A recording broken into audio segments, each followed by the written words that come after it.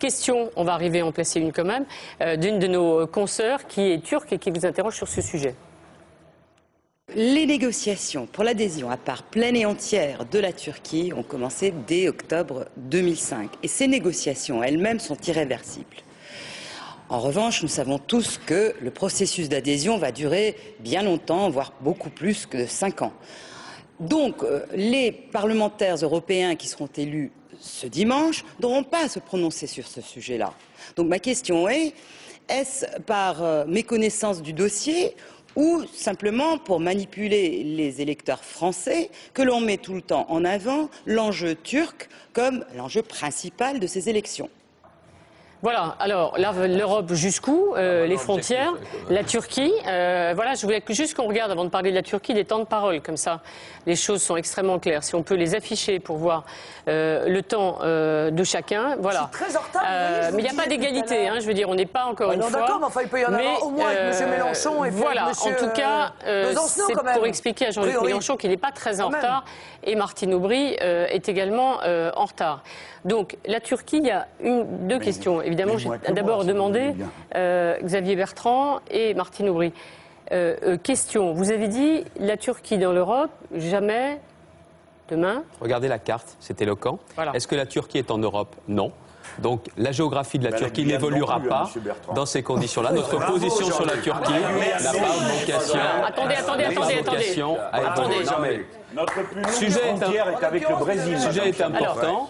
Vous le voyez bien, la géographie n'évoluera pas, notre position n'évoluera pas. Je voudrais aller plus loin, sur un sujet comme celui-là. Si on peut juste nous sommes déjà liés par l'OTAN avec les frontières de la Turquie. Est-ce que je peux répondre à Mme Chapeau? Est-ce qu'on peut laisser Xavier Bertrand s'expliquer là-dessus? Merci. La première des choses, comment ce dossier est revenu dans le débat des européennes? Au soir du sommet de l'OTAN, le président Obama dit la chose suivante: il faudrait que la Turquie rejoigne l'Union européenne. Et Nicolas Sarkozy, aussitôt, dit les choses en disant c'est non. Position constante de sa part. Depuis 2005, vous le savez, c'était un sujet d'opposition avec le président Chirac. Il faut faire plus court, là, si on n'a plus que ça. Non, mais je voudrais continuer quand même. Sur ce point, il est important. Et là-dessus, je tiens à le dire, il faut discuter avec la Turquie pour que la Turquie ait un partenariat privilégié. Mais si elle ne veut pas la Turquie, et il y a aussi, eh bien dans ces cas-là, ça ne sera pas la position française. Nous nous engageons, nous, très clairement, pour aujourd'hui, pour demain, comme pour après-demain. Et d'ailleurs, c'est la raison pour laquelle le président de la République a refusé d'ouvrir les chapitres de négociation qui amenaient, c'est en juin 2007, Madame Aubry, que notamment le chapitre sur la monnaie, Nicolas Sarkozy a refusé sinon on comprendra pas. Parce que celui-ci amenait sur quoi? Il amenait sur l'intégration de la Turquie dans l'Europe. Comme nous avons refusé, nous l'avons dit, que les chapitres sur la PAC, que les chapitres également sur les institutions soient ouverts, parce que cela amène à l'intégration. Et pour nous, l'intégration, c'est non. Vous pouvez sourire les uns les autres, vous connaissez la vérité de ces 35 chapitres qui doivent être ouverts et que ceux qui amènent à l'adhésion, pour nous, c'est non. J'aimerais bien que chacun soit clair. Oui, alors, tout le monde doit être clair. Vous expliquerez aussi. Excusez-moi, c'est des sujets complexes et sérieux. Est-ce qu'on peut éviter, Philippe de Villiers, est-ce que vous pouvez accepter quand même que des téléspectateurs suivent la conversation et le débat? Sinon, personne ne comprend. Xavier Bertrand a expliqué sa position. Parti socialiste, on a le sentiment qu'il y a des positions un petit peu différentes suivant les uns et les autres. Quelle est votre position et quelle est celle que défend le Parti socialiste français? Je suis en retard, je souhaite pouvoir m'exprimer simplement. Vous avez expliquer. Ce n'est pas un problème géographique, le problème de la Turquie. D'abord, on le ramène sur le plateau, comme l'a très bien dit Madame, parce qu'on ne veut pas parler de l'échec du libéralisme, échec économique, échec social, échec sur la sécurité. La Turquie, ce n'est pas un problème géographique. Malte et Chypre sont plus loin de nous, ils sont ici chez nous. Ce n'est pas la traversée d'une mer, nous avons la Grande-Bretagne avec nous et nous sommes fiers d'avoir les dom-toms qui nous apportent le spatial, la biodiversité et autres, et qui sont européens. La vérité, elle est tout autre, et vous le savez très bien.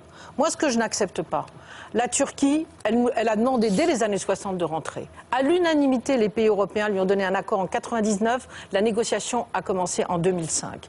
Il y a 35 chapitres. Nous disons tous aujourd'hui, cette question ne se posera pas avant 10 ou 15 ans. Et moi, je le dis, je suis favorable à l'entrée de la Turquie si, à cette période, laissez-moi dire, les 35 chapitres sont effectivement réunis. C'est-à-dire les droits de l'homme, les libérations économiques, la reconnaissance de Chypre, la reconnaissance du génocide arménien, etc., etc. Car dans le fond, quand on est européen, On doit être fiers que des pays portent les mêmes valeurs que nous et aient envie de nous rejoindre. La Turquie, savez-vous, je ne veux pas vous parler de l'Empire ottoman où tout le monde reconnaissait qu'elle avait accueilli tous ceux qui étaient parfois expulsés de nos pays. Mais je voudrais dire, elle a été constructeur dès les premiers jours du Conseil de l'Europe, la Turquie. Elle a aujourd'hui les plus anciennes églises catholiques qui sont dans son pays. Qu'on arrête. Non mais je le dis parce qu'il faut arrêter de caricaturer. Et je voudrais simplement vous dire une chose. Quand elle a supprimé la peine de mort en 2002, moi je dis aujourd'hui la Turquie n'est pas prête à rentrer. Mais qu'on ne fasse pas peur. Attendons de voir dans 10 ans où elle en sera. Si les conditions ne sont pas remplies, elle ne sera pas européenne. Si elles sont remplies, elle qui a toujours défendu d'ailleurs l'OTAN beaucoup plus que nous, hein, il faut arrêter de la caricaturer. Dernière phrase. Moi, je suis européenne parce que je crois en la paix. Je crois que la solidarité ne s'arrête pas à nos frontières. Et je pense que la guerre des civilisations qui a été portée par Bush et que certains ont soutenue, elle a emmené la paix, elle a emmené la guerre. Moi, je pense à une Europe porteuse de paix. Et je suis comme Obama, voyez-vous. Aujourd'hui, il est en Égypte. Il dit qu'il faut l'alliance des civilisations. C'est pas vrai que l'Occident est supérieur à l'Orient. Il faut arrêter de créer des graines de terrorisme tous les jours. Cela, il faut les combattre. Eh bien moi, l'Europe, pour moi, c'est cela. C'est une Europe qui porte ses valeurs en dehors du monde. Et si ces pays nous rejoignent, eh bien, tant mieux. Alors je préfère le discours d'Obama. Je préfère ce discours qui sera porteur de paix demain. Et pour moi, c'est cela aussi l'Europe. C'est porter ses valeurs et se battre et ne pas faire peur parce qu'il y a des musulmans. C'est pas ce message-là que j'ai envie d'envoyer, mais il faut que la Turquie avance et nous l'aiderons à avancer. Voilà exactement ce que j'avais. Privilégié. Une Europe forte à des frontières. Attendez.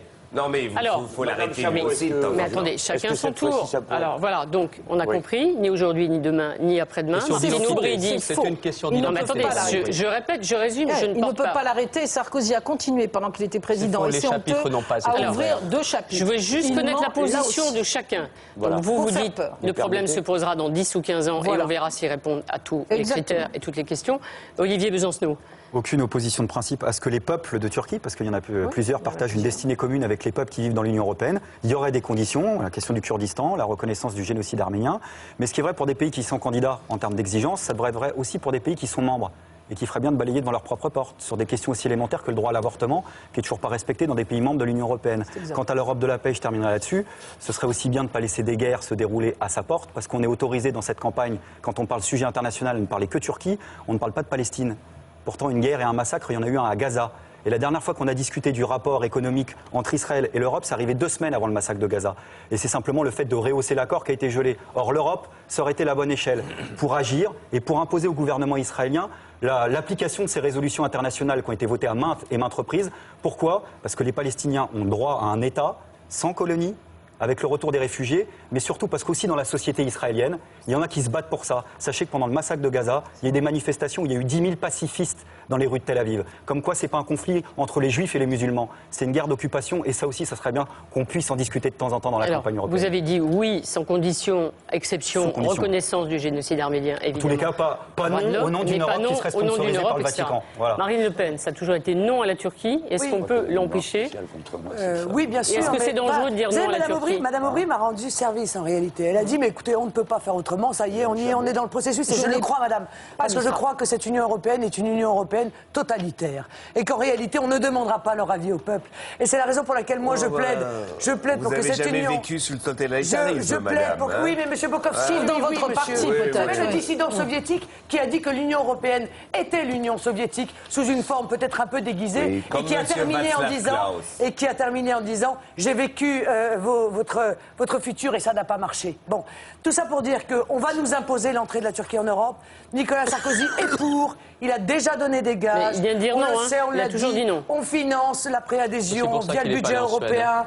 Le budget européen, 580 millions d'euros. C'est loin, monsieur, des 4 millions que vous avez accordés avec une chiquenaude aux pêcheurs, voyez-vous. Bon, 580 millions d'euros via le budget européen pour l'adhésion de la Turquie. C'est la raison pour laquelle le Front National dit que cette Union européenne n'est pas réformable, parce qu'on ne réforme pas l'Union soviétique, on ne l'améliore pas, on la casse de l'intérieur pour monter une nouvelle Europe qui soit une Europe des nations libres, souveraine dans laquelle les peuples aient le droit de décider les lois qu'on leur applique. J'aurais bien voulu voir en Union soviétique un débat comme ça. En tout cas, on a dit non. Ça aurait été intéressant. Ça aurait été bien. Assez intéressant se discute. Oui, intéressant se discute, d'accord. Audible aussi. Ça aurait été plus ordonné, je pense. Je ne sais pas pourquoi, mais je pense que ça aurait été plus facile à diriger et à mener. Toujours la même chose. Daniel Cohn-Bendit.